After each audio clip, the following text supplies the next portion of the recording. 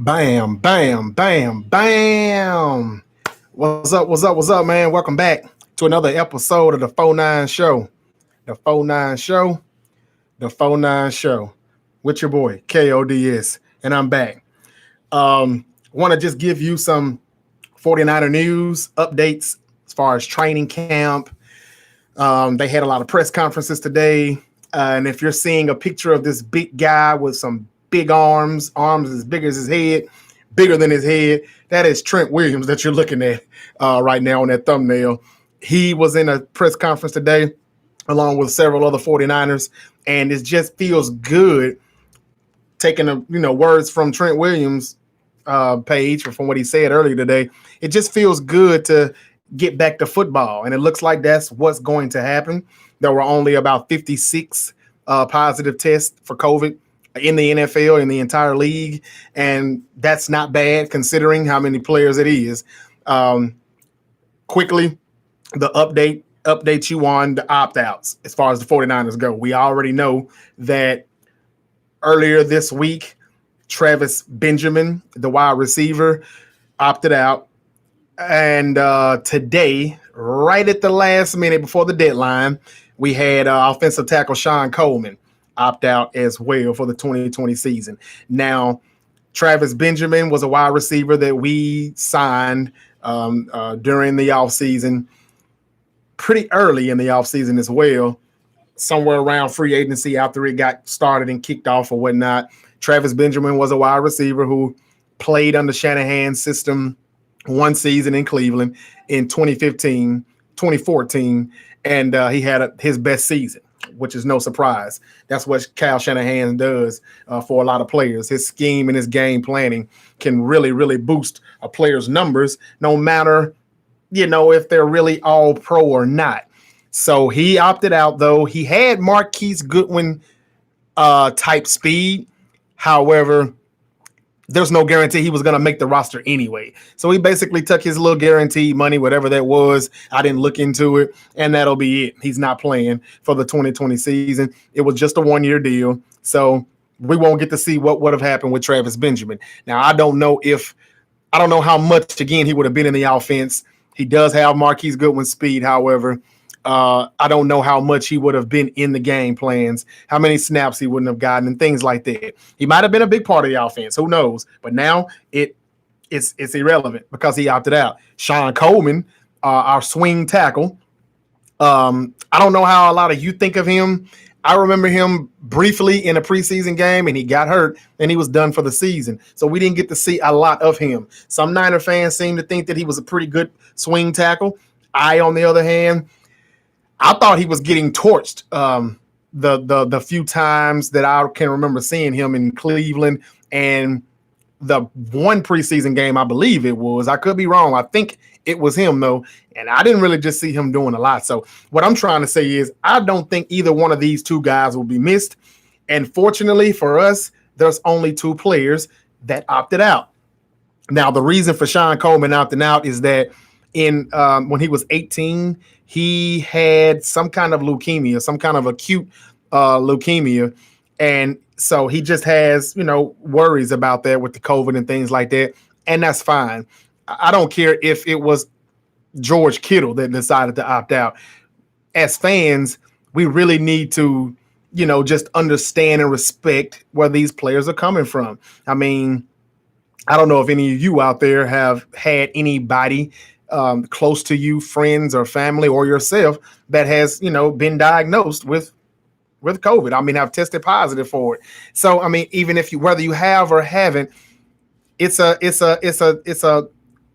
tight situation, and basically you just have to respect their decision. If you do or if you don't, if they opt in or opt out, you have to respect their decision. But luckily for us, no one done it that, that's a key player for us on our roster, and that's good. But I'm just saying, if it had been, I saw some news earlier today about Tre'Davious White, Buffalo Bills cornerback.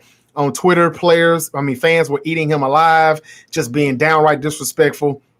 He clapped back at him, but at the same time, a few hours later in the day, before the deadline, he let it be known that he wasn't going to opt out. And I just felt that, hey, you don't have to do anything to please the fans. This is about you and your family.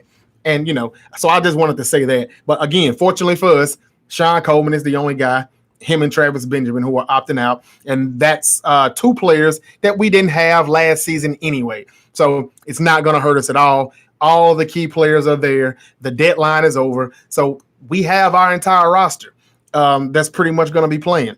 That's good news. And Sean Coleman, yes, he was a swing tackle for us, but we didn't have him last year either because of his season injury. But I tell you what, we do have depth, though. I mean, maybe not as much as other teams, but if anything were to happen with McGlinchey and Trent Williams, we still have players like Daniel Brunskill, Justin School, and the rookie that we drafted, Colton McKivitz, among them. So we'll be fine. I think we'll be fine. And again, the thumbnail. Did you see Trent Williams? Man, that boy is a beast. And he is so ready to play. His press conference was pretty interesting. He's just talking about how he sees a group of men, a group of players who are ready to get to football and they're hungry. And he feels like he feels right in. And he feels like he, fits right in. And I understand where he's coming from because he's been sounding hungry since we made the trade for him. He's hungry because he missed the entire 2019 season due to all those contract situations that he had in Washington with the Washington football team. And it just feels good for him to get back to football and be on a team. And he sees a team full of hungry players. So, it does feel good to have him, in with our team and for him to feel at home with a bunch of hungry players. And why the 49ers are hungry, because this is the beginning of the revenge tour. And the revenge tour, they're going to run it back and they're going to try to get back to where they left off at last year. And that is to the Super Bowl, get back to that game, and this time win it. And Raheem Mostert said that as well in his press conference on yesterday. So he kind of pretty much repeated the words that Shanahan said months ago. And again, like I said then, I'll say it again now. I don't have one issue with that at all. I don't think that's added pressure to the team. If any player on the Niners think that is too much pressure, they should not be a 49er. Point blank. We need to get back, and this time we just need to win. I don't see why we won't get back. I don't believe in this Super Bowl hangover. I just don't see it. I've told you before in previous episodes that we may have upgraded our roster a little bit more. I see more speed. I see a little bit more. If you look at the PFF ratings and things like that, with some of the overall players, some of the overall PFF, grades, I see a little improvement. And I know that's hard to do with a team that we had last year, looking at our roster, looking at how good we were, 13-3 Super Bowl appearance. But Trent Williams, as much as we love Joe Staley, well, I didn't love him, but I liked him. He's an upgrade over Joe Staley, in my opinion. And I would just love to see the practices in this training camp with Trent Williams and Nick Bosa. I don't know exactly how they're practicing. I hear they're wearing something on their neck or something that can, go off. Something that's going to go off or whatever that they're wearing on their neck, some kind of device that's going to detect if they're within 6 feet of another player or whatever. So I'm not sure how these practices are going to go. I think it's going to be like toward the I think it's going to be another couple of weeks before they do the padded practices and helmets and things like that. But just the fact that they're in training camp and we got to see some shots, some pictures, some videos of those guys, being there and getting it together. Trent Williams said today that you can tell this is a hungry group of guys, and I feel like I fit right in. Let's eat. And that's what you want to hear. Trent Williams is going to be I'm telling you, man, if anybody remembers him, just go back and look at some old games. When he was in Washington, again, he's familiar with Shanahan's system. This guy was a dog. He was a beast. He can pass, protect, and he can run block. He can move. Very physical, a big physical specimen, but also agile for his size, some quickness, good feet work. Look at some of his videos, his workout videos. I mean, the guy, he's jumping, he does the squats, he's jumping. 4 or 5 feet. I mean, this guy he's good. He's a monster. He's a beast. He's a dog, and he looks ready to go. And I can't wait to see him put his hands on somebody. I really can't. Okay, so Raheem Mostert, Trent Williams, Richard Sherman, Fred Warner.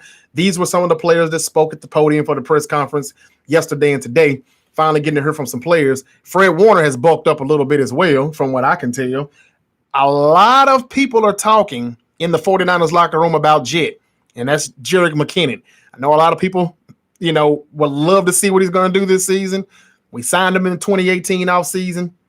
We didn't get him in 2018. We didn't get him in 2019. Not one snap as a 49er. However, he's back. He's healthy. We hope he doesn't get hurt. But as of now, people are pumped to see him play. A lot of players have said that they want to see Jet. A lot of people go from Garoppolo to Bosa. A lot of people are saying they are ready to see Jet. So it seems like Jet is ready to go, and he has put on some weight. He's put on some muscles. I mean, in a good way. Jet is pumped up. He has really, really, really hit the gym and hit the weights hard. They say he looks good. I hadn't seen any shots of him yet, but they say the Jet, aka Jet, that's Jerick McKinnon. They say he's ready. He's good to go. He looks good. And there's just so many things that Garoppolo says that he can do for him coming out of that backfield. And we already know this is what he done in Minnesota, catching passes out of the backfield. He's more of that than just a runner and then between the tackles. And we don't need him for that because we have Mostert and we have Tevin Coleman and we have Jeff Wilson, who has also been activated to the active roster. And did I forget somebody? Okay, but still, those are 3 running backs, and Jerick McKinnon makes 4, and he can catch screens. He can, just sit in the flat. I mean, he's going to be very reliable for Garoppolo when he's looking for that check down guy. So that's going to be good to know too. Jerick McKinnon, they say, has really, really, really, he looks in shape. He looks good. He's running routes, crisp routes, like a receiver out there, they're saying, and he's jacked up. He's gotten jacked up during this offseason. So let's get it ready to go. It's going to be good. And again, we're probably one of the most luckiest teams. We only had 2 players to opt out. And in my opinion, they're not really that important. We'll be fine. I want to get into something that Bosa said earlier today. He was talking about Javon Kinlaw. He said that Javon is a really good kid. He said that, he's really hard working in the meeting room. He said that he knows all his stuff really well, and he doesn't seem like a rookie out there. That's good to know. He's already getting in the film room, and he doesn't seem like a rookie out there. He also said, and I thought this was pretty funny but realistic. If he says it, it has to be. He said that he's one of the biggest humans I've ever seen in person. And that says a lot when you've had Eric Armstead and Buck on your team. And we know Buck and AA are some big dudes. He's saying Kinlaw was the biggest person he's ever seen in person. So Kinlaw, hell of a talent, still raw, but he's a big dude. And if he can do what I'm hoping and what I'm thinking, and that is pretty much take Armstead's, role from last year, win the one-on-ones, because I believe that Eric Armstead will get the double teams now that Buckner is gone. He'll be the one double team. And if Kinlaw can take advantage of those one-on-ones, him or Solomon Thomas, whichever one they decide to put in, especially on those pass downs, it's going to be we're going to be a force to be reckoned with.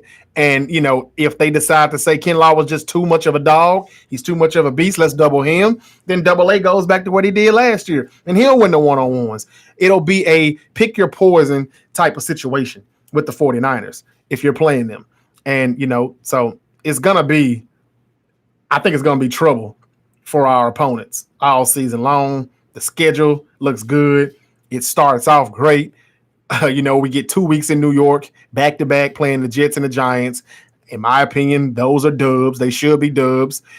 And if we just take this one game at a time, we're going to be fine. I really do like what I'm hearing about Kinlaw and what Bosa said. That just kind of confirms what you think you already knew when you looked at the tape, you looked at the college film, and then we drafted him. And so this is what you want to see. Is he going to be DeForest Buckner in year 1? Hell no. I doubt it. But his ceiling is high, very high, and he is far from reaching it, in my opinion. So we'll see. He could be better than Buckner. I've heard rumblings that he could be better than him. We'll see. But it was just something that we had to do. I know a lot of people was upset about that, but it was a move that we had to make. We didn't have Aaron Donald money for Buckner, and so we got a first round pick out of him. Now, moving on, training camp, the practices. Bosa said that he's feeling great after a healthy offseason. He said, I've gotten all the benefits and I'm feeling it out here in these workouts and these runs we're doing.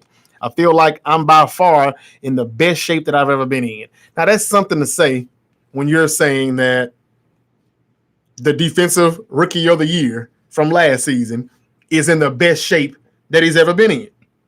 Well, how much better could he possibly be after what he did last year, his rookie season? And I'm not going to lie, it surprised me. I didn't know he would be that dominant and that good, but he was really tearing it up out there. I mean, he was tearing it up. He did enough work for himself and D Ford not being out there on the field for a lot of snaps and a lot of games.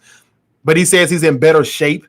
He said something about the weightlifting and things like that, how it's not as important. We're not in bodybuilding or anything like that. We're here to play football. So he's focused this offseason on getting in the best shape that he possibly can to be prepared for the long haul, playing more snaps. And he played a lot of snaps last season as well. But just think about that. Bosa being in better shape than he was last year. I tell you, it's going to be a hell of a season, and our opponents better watch out. So, again, Trent Williams said he's not worried about rust after more than a year away from the game. After playing in his entire life, he said he won't forget how to play football. And I can feel that. And that's good to know. I've never doubted that for a second, even though he has been out for a full year. I haven't doubted that 1 second that, he won't be able to play. I mean, Le'Veon Bell sat out for a whole year. He came back. He got a deal. He's playing, Mostert. Well, was there any more news I wanted to say about Mostert? He did come out and say some things about how he's still, he was going to be a Niner no matter what. It was just kind of like him and his brother arguing, but you still love each other and you're going to still work it out. And that's pretty much what it was when him and Shanahan finally talked. He just kind of let Kyle know what was going on. They didn't even talk about numbers. He said they talked more about life. And that's good to know because he said it's like family. And in the end, that was enough for Kyle Shanahan to say, this is what we need to try to do for you. And we like you and we want you here. And so it's just crazy how a month ago I was doing videos talking about Mostert wants to trade. He wants out. I'm talking to everybody in the chat box. We're all pissed. And now it's like no harm, no foul. It's like none of this ever happened. And he's going to be our starting running back. And I'm making a bold prediction that he will win the rushing title this year if he gets the same amount of snaps and more, because Raheem Mostert said that he's bulked up a little bit. He wanted to put a little muscle on. Now, I'm not going to say I really see what he's saying that he done as far as, my vision, my eyes, but he said that gaining muscle mass meant more to him so he could be able to get more snaps, like 20 plus carries if need be, because he's putting himself on a level, to match himself with the other top running backs in the league. And I have no problem with that. I think he deserves more snaps. And I think that finally seeing him out there on the field, in that backfield on 1st and 10, on the 25-yard line or wherever we start the first drive off it, I think it'll be great. I don't know why Shanahan always started Tevin Coleman. Eventually, we knew we would see Breida and Mostert, but, I think we'll see more Mostert this year. And if we do, my bold prediction is that he's going to be the leading rusher in the NFL. I do. What else? Jay Glazer came out and said yesterday that George Kittle was going to break the bank on a new 49ers contract. This is interesting because as I've been telling you for the past few months, I don't see how we're going to pay George Kittle. I just don't see it. We don't have the cap space. We have $12 million in cap space. Well, that was before we made 2 signings here the past few days that I'll get to in a minute. If he's getting 13 per, we still can't pay him that right now. We would have to move somebody. I'll explain what they may be up to in a minute, but we would have to move somebody. Aquan Alexander or D Ford, somebody who is eating up a lot of the cap space so we can pay George Kittle. I'm not sure, but they say he's going to get the bank. There's been talks that they're in negotiations again. Cal Shanahan said earlier this week that he's not worried about it, really. He thinks a deal is going to get done. He can't say exactly when, but they think they're getting close. It'll be interesting to see how they're going to pull this off. That's all I can say, but I definitely hope they pull this off because George Kittle is that dude. We all know that. We're just kind of getting impatient here because it's like, is this going to be Kittle's last season with us or not? We don't know. I mean, there's no fifth-year option. He was a draft pick. He was a fifth-round draft pick. So this is it. This was the offseason to do it. However, if it came down to where they couldn't do it until 2021, as soon as the new league year begins in March, maybe they can work something out to where they can get the deal done as soon as free agency opens, because you won't have Tart, you won't have Sherman, Tevin Coleman, players like that will not be on the roster when those contracts expire. That's the only way I see them paying them, but that's not now. That's later. But then again, they know something that I don't. I'm not John Lynch. I'm not Shanahan. I'm not Parag Marathe. So I have no idea what they're doing. But they say, Jay Glazer says that he's going to break the bank on a new 49ers contract. He didn't say it was somebody else. So that's good to hear. And when Jay Glazer says something, you usually can put it in stone because it's going to happen. He's pretty much accurate on his reports, just like Adam Schefter. Now, moving to the signings, it's not official, but it's said that the 49ers are going to sign defensive end Dion Jordan. Now, a lot of people are probably wondering, I'm seeing a lot of fans asking on social media, why are we looking into a defensive end, another pass rusher? What are they going to do? Are they going to get rid of Ford or somebody? Hey, I don't know. Who knows? Could be. It wouldn't be a bad idea if they did. However, I don't know. I really don't know how to answer that, but they are looking at Dion Jordan. They worked out Dion Jordan and Ezekiel Ziggy Ansah a few days ago. Now, we know Ziggy Ansah used to be a dog earlier in his career with the Detroit Lions. We know he's familiar with Martin Mayhew, who is in our front office. He's an executive right up under John Lynch, VP or whatever, a pro personnel, I believe. But Martin Mayhew, I think he did draft him in Detroit. However, he's had a lot of injuries since then, and he just can't seem to stay healthy. So the workout couldn't have looked too good, and they decided to go with Dion Jordan. At least that's what it's saying. Dion Jordan was somebody who was with the Dolphins. It was his first pick. A lot of people think that was their worst pick ever. But somebody says watch him ball out in San Fran. I would like to see that. He started to do good in Seattle. He was with the Raiders last year, but in 2017 he did all right in Seattle. Problem is he's been suspended twice, and it's only a 5-year career because one of the years he missed the entire season. He was suspended the entire 2015 season due to substance abuse. He violated the substance abuse policy, and he was out the entire season. And then he also missed a majority of last season due to another suspension when he was with the Raiders. And it was, again, substance abuse. I think it was Adderall. This one was Adderall. So we don't know how good he really is. It seems like he has to kind of, use some kind of performing enhancing substances before he actually, can ball out. I don't know. I don't care what he does. I just hope if he's officially or when he becomes officially a Niner, if he does and when he does, I don't care what he does as long as he doesn't get caught until after the season is over. That's all I can say, because it's going to be I'm pretty sure a short 1-year incentive type deal. Now, the signing that we did make that is official happened a few days ago with Jordan Reed. I was waiting to announce all of them after they announced Dion Jordan officially, but it's not been official yet. Still just says expected to sign. But we did sign Jordan Reed, tight end from Washington. He's been there his entire career. Jordan Reed is already 30. Time flies. But if you can remember back in the day, 2014, 2013, Jordan Reed was killing it. I mean, it was like him and Vernon Davis at that time. And, of course, Gronk was doing his thing, but Jordan Reed was close. He was a top tight end. He put up good numbers. He was elusive. He was a good tight end, but he had a lot of injuries and he's dealt with a lot of concussions. So this is why he was available. But the reason why it's a low risk, high reward is because it's an incentive based deal. It's 1 year. It's in sit and Latin. So whatever he gets, he has to play in order to get that. And if he stays healthy, though, because as of now, he is healthy, Jordan Reed and George Kittle together in 22 personnel, it would be crazy.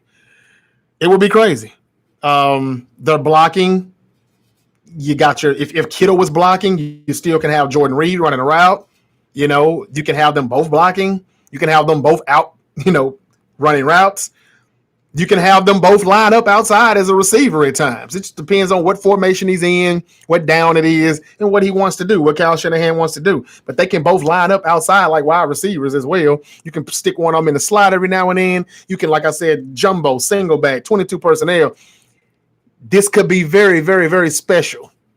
A 1 year special only, but it could be very special if Reed and Kittle can be on the field at the same time. I would do that a lot. Running the ball, you know how we do. Misdirections in the backfield. You don't know if it's play action or not. Bootleg. You don't know if it's a pass. Play action. We're going to run, stretch. Oop, play action. They're going back to the run, stretch. Oop, nope, play action again. This time this way, this time that way. You know how we do. Shanahan is just a genius at this. And with it being Kittle and Jordan Reed coming out the backfield, lined up at tight end and then running routes and, one block, then come off the block and run a route. And, you got to pick your poison on who you want. Even at 30, Jordan Reed is a very, very, very good signing. Very. I think people are going to underestimate this signing, but it is a good one. And Kittle and Reed are going to be good. I just was kind of scared when I saw it at first because I was like, oh, damn. Don't tell me that they're doing this because they're about to trade Kittle, for 2 first-round picks. And I'll take those 2 first-round picks, but we don't want to lose Kittle. But, yeah, I know they were looking for a second tight end. I thought Ross Dwelley was who they were going to go with because I don't think he did bad last year. But they signed Reed. So what did this do for Dwelley? I'm not sure. And then we drafted one as well. He'll probably be going to the practice squad. But Reed and Kittle together, that will be good. So that's a good signing. I'll let you know whenever Dion Jordan is officially signed. But as of now, he is not. They got Deebo Samuel listed as a breakout player this season. And, that's not hard to imagine. It's just that, we got to get him back first. But what we're forgetting is that we got Jalen Hurd, who will finally play, and Trent Taylor, who was finally back. Now, I did see one little clip of Trent Taylor. I saw Trent Taylor in one of the videos, the training camp videos earlier today. It was just good to see him again. He was moving a little bit. I didn't see any problems with his, his feet. He had a foot injury, and he looked good though. Man, it was just good to see him. I've questioned, is he going to make the roster? But with Deebo being down for about a month, possibly, and Travis Benjamin, who was opted out, we may see Trent Taylor, and he may make the team, and that's all good. Jalen Hurd, somebody said yesterday or the other day that he is one of the most physical receivers that they've seen, up close and personal. And I don't think we can argue with that. Remember that preseason game, that one game that we did see him in against the Dallas Cowboys, and somebody thought they were going to, knock his block off before he tried to get to the goal line, and he put his head down and he deboed his way into that end zone. It was ridiculous. And I was like, wow. And then him using his size and his height on another touchdown, Mullins, I think it was Mullins that threw it to the left side corner end zone. He just turns around off the fade, jumps up, snatches it out the air. We need big play receivers like that. Alshon Jeffrey, Brandon Marshall back in his day. Some guys with some height and they can use their body to shield you off and just go up there and get it. And that's what I think Hurd is going to do. So, no, yeah, we lost Emmanuel Sanders, but the 49ers know what's going on. They know what they got coming back. Hurd and Trent Taylor coming back is going to be good. And by week 6, Trent Taylor and Jimmy Garoppolo are going to have the chemistry back that they had and pick up from where they left off in 2017. I do believe that. I see that. I've been wanting and waiting to see Trent Taylor. He was tearing it up last training camp before the surprising foot surgery that he had. And it really stunned me because I was like, where the hell did this come from? But I hadn't heard anything negative about any of these people. Trent Taylor is looking good from what I'm hearing. Jalen Hurd is looking good. So Brandon Ayuk, the rookie, can ease his way into the offense. Kendrick Bourne, it's time to step up though until Debo gets back. But with Kittle and Jordan Reed out there, we're not going to be in 4 or 5 receiver sets anyway. So we're going to be fine. As long as that O-line does what it did last year and they run that ball and Mostert keep hitting those holes and he's gone because he hadn't slowed down, we're going to be fine. We're going to be fine, and I think we will be fine because I see us upgrading. I see our O-line upgraded. I honestly do. Trent Williams at left tackle is going to be phenomenal. And at right guard, yeah, Mike Person is gone, but Mike Person was very suspect last season. Very, very suspect. So if you put Brunskill or Tom Compton, who we signed from the Jets, in that, and I think Compton will probably be the backup. Brunskill should start. Brunskill played all over that offensive line last season. So, hey, him in School and Compton, we've got some depth. Our right guard position, if it's Brunskill or Compton, it's going to be better than Mike Person. So I just would like for somebody to tell me how that O-line won't be even better than last year. And we know it was damn good when it came to run blocking. But I think pass protection will be even better. When they start sending those run blitzes and those pass blitzes trying to rattle Jimmy, they're just going to be at a wall. They're just going to hit a brick wall. And that timing offense that we do best, that works so well, it'll be there, just like clockwork. So I just pretty much wanted to go over some of the things that I've learned, some of the things that I've seen and read over the past few days here. I'm hoping I don't forget anything. But Kinlaw, the defense, Solly T, get more snaps. And if he gets more snaps inside, playing in the interior or the D-line, I think that the D-line is going to be better. I think it can still be good. No, we don't have Buckner, but it's going to take Solly T, Kinlaw. Those guys are going to have to step up, but it can be done even with, a collective amount of guys doing it. Don't forget Kentavious Street, Ronald Blair on the edge. We've got depth. Keeping Armstead, I know a lot of people probably didn't like that, but keeping Eric Armstead allows us to still have that depth, so we'll be fine. We'll be fine. The 49ers are going back. The revenge tour is on the way, and I do really believe in my gut we're going to win. We're going to win the whole thing this time. Again, like I said, I hope everything works out. I hope none of these key players on other teams' roster, doesn't get tested positive with COVID, and it's like, oh, man, you didn't beat Kansas. You beat Kansas City in the Super Bowl this time because Tyreek Hill got COVID, in the AFC after the AFC Championship game, or just whatever, So I don't want that asterisk by it. That's all I'm saying. But I do think this is going to be the year. But with my luck, it'll be some stuff going on where they say, hey, you didn't deserve that. But I digress. The 4-9 show. Anything that you would like me to do a video about, put it in the comment section, and I'll do my best to try to get that to you. I still want to get some film videos that I want to do. I've been a little bit busy with my podcast though. But the 4-9 show is not going anywhere. It's just, not a lot of news have been going on, but Jimmy Garoppolo, I want to talk about. No, I'm going to say that Garoppolo is going to have a better season than a lot of people think. But again, I told you what I thought about Mostert. I want to talk about the defense. Mosley getting a lot of high praise from Richard Sherman the other day. He talked about him and how good he has gotten, the things that he's good at, how he learns well, he's smart, all those things, just pretty much upping him up. So I think we can all agree that it's going to be Emmanuel Mosley on the opposite side this season or Richard Sherman. And I haven't said a thing about Dante Pettis. Like he's just like the most unforgotten player on the 49ers roster, and that is sad. I wish we could have got something for him or could get something for him. But it's like there's no news I have for Dante Pettis. I mean, who knows? Maybe he'll step up and have a year like we thought he would last year. But it's just crazy how just last season we thought he would have a breakout year. This would be the year two.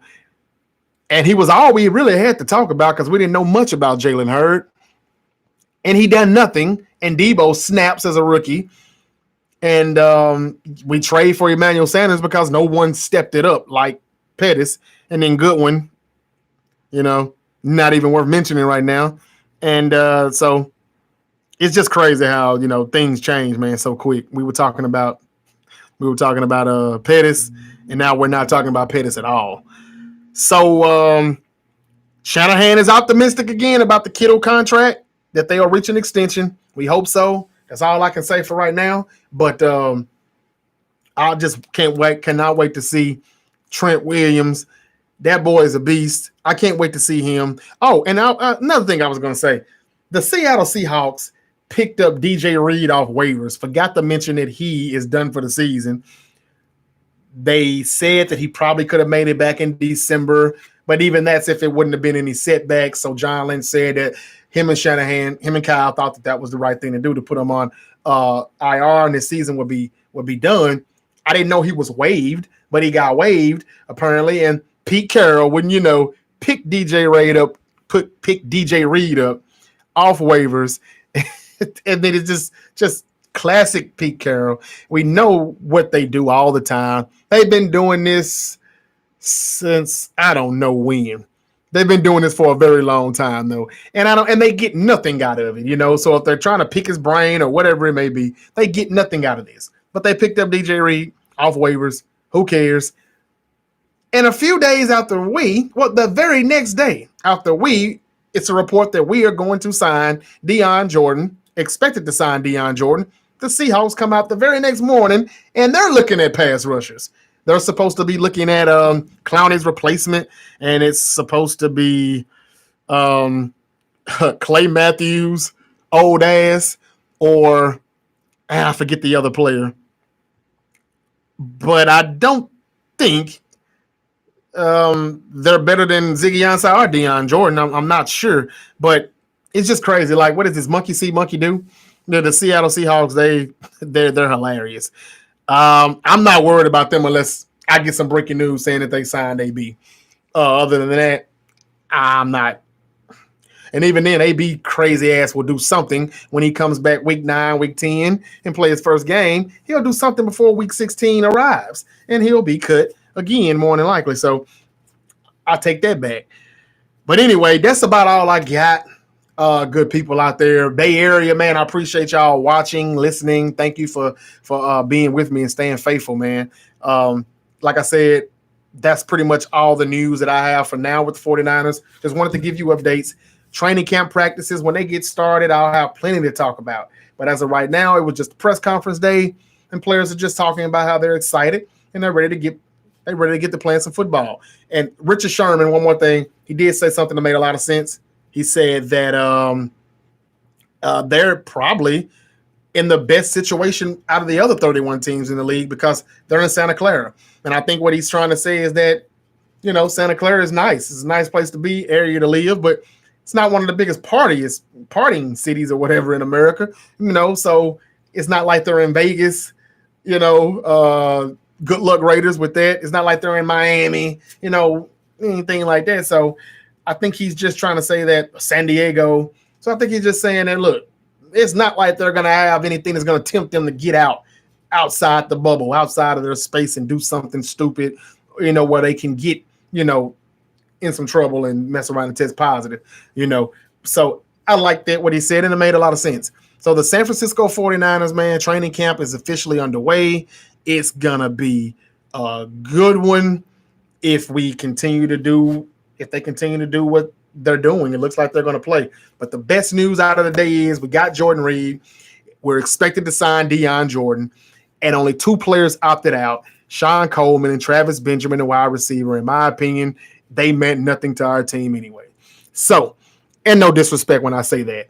especially Sean Coleman.